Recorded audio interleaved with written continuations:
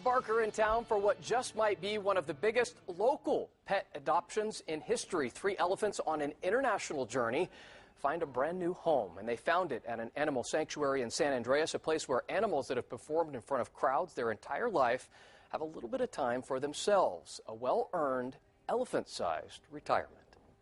Help control the pet population. Have your pet spayed or neutered. For Oringa, Thika, and Toka, it's no game show. Howdy, howdy, howdy.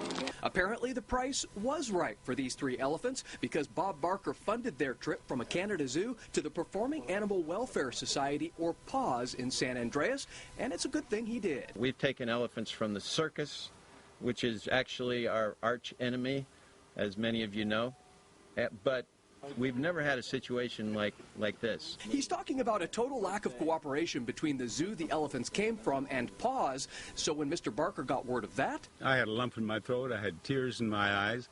I've discovered that the older I get, the easier I cry. The ones who were crying most were those miserable zookeepers from Toronto. I'll tell you who's not crying now. Oringa, Thika, and Toka. More than 2,000 acres of open space to roam. Probably safe to assume a big upgrade from the fishbowl life of a zoo enclosure. I had a job that I loved. I was doing what I loved, and I was well paid for it.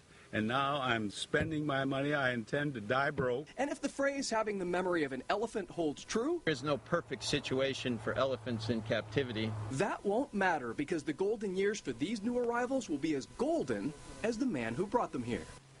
I wish I could have showed you more of that interview with Bob Barker. He is a good guy, a funny guy, and those elephants, they certainly will not be lonely. 3 African elephants, 3 Asian elephants, and 2 bull Asian elephants also enjoying their retirement at PAWS in